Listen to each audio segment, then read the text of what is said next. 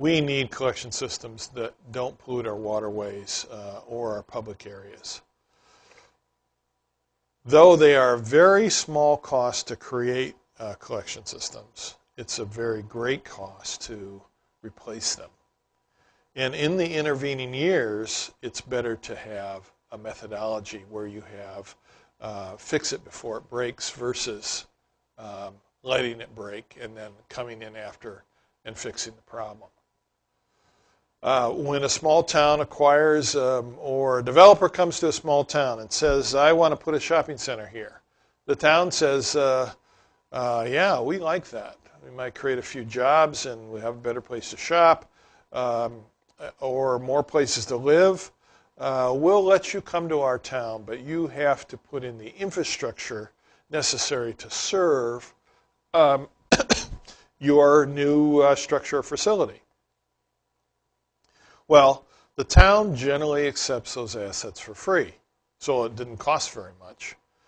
Yet, in the acceptance of those assets, they also acquired a future responsibility to operate that collection system.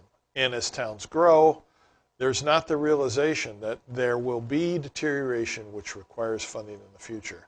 So, unfortunately, there's a big cost to replace.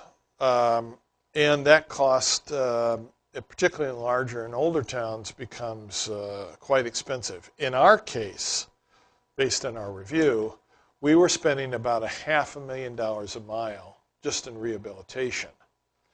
So, if one were to calculate how many miles of collection system you have and multiply by at least $500,000 per mile, I would guess that comparing the value or responsibility of that value of the collection system with what your treatment plant cost, you'd have a ratio of 3 to 5, maybe even 12 times more value in your collection system than in your plant.